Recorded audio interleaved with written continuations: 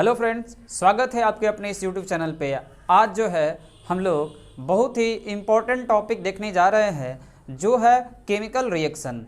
Chemical reaction का उदाहरण जो है हम अपने दैनिक जीवन में देखते ही रहते हैं। जैसे आप देख सकते हैं, दूध से दही का बनना, लोहे में जंग का लगना, भोजन का पकना, फलों का पकना, ईंधनों का जलना, ये सभी के सभी जो है उदाहरण किसके हैं? तो रासायनिक अभिक्रिया का है। हालांकि ये रासायनिक परिवर्तन के अंतर्गत आता है। इसमें होता क्या है कि जो पदार्थ है वो मिल करके किसी दूसरे पदार्थ से एक नया पदार्थ बना देता है। ये कह सकते हैं कि रासायनिक अभिक्रिया एक प्रक्रिया होता है जिसमें नए भिन्न गुण वाले नए पदार्थों का निर्माण होता है, जो परिभाषा यहाँ लिखा हुआ है। याद रखिएगा, रासायनिक अभिक्रिया में भाग लेने वाले पदार्थ को अभिकारक तथा अभिक्रिया के फलस्वरूप बने नए पदार्थ को प्रतिफल कहते हैं। इसका उदाहरण भी देख सकते हैं हम लोग यहाँ पे। जैसे मान लीजिए मेरे पास H2 हाइड्रोजन गैस है प्लस O2 गैस है। इन दोनों के रिएक्शन से आप जानते हैं कि 2H2 जल का निर्माण होता है, और हाइड्रोजन यहाँ हाइड्रोजन जानते हैं हम लोग कि जलता है, और ऑक्सीजन जो है ये जलाने में मदद करता है। ये दहन में सपोर्टर होता है, जलाने में मदद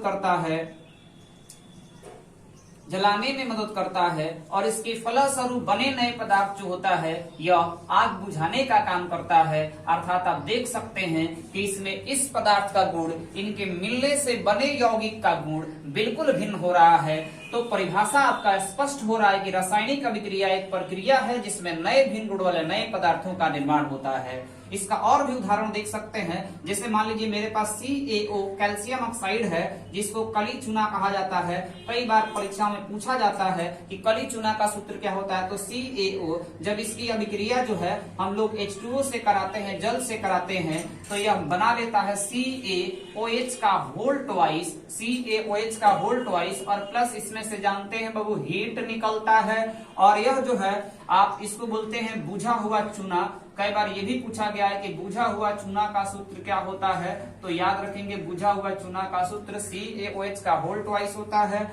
अब जो है ये आपके कई बार परीक्षा में पूछा गया है, ये गैस रहेगा। इसके अलावा जो है आप अगर मान लीजिए कैल्शियम हाइड्रोक्साइड लिए और इससे जो है आप अपने घर का कलई कराते हैं, मतलब घर की रंगाई कराते हैं, तो उसके बाद इस पर जैसे जैसे कार्बन डाइऑक्साइड गैस प्रवाहित होता है, यह रिएक्शन करके कैल्शियम कार्बोनेट नामक पदार्थ बना लेता है ना। इसको संगमरमर के नाम से हम लोग जानते हैं, संगमरमर के नाम से हम लोग जानते हैं। और जो है इसमें भी आपका जो है H2O बाहर निकल जाता है। तो इस प्रकार जो है रासायनिक अभिक्रिया में जो भाग लेता है उसे हम लोग क्या बोलते हैं? अभिकारक बोलते हैं। रासायनिक अभिक्रिया में जो भाग ले उसे अभिकारक बोलते हैं, और इसके फलस्वरूप बने नए पदार्थ को प्रोडक्ट कहा जाता है, प्रतिफल कहा जाता है। एक बात और याद रखिएगा, रासायनिक अभिक्रिया में होता क्या है कि इसमें पुराने बंधन टूटते हैं और नए बंधन का निर्माण होता है। जैसे हम लोग अपने विद्यालय में जब छोटे क्लास में रहते हैं तो वहाँ हम लोग का मित्र भी रहता है,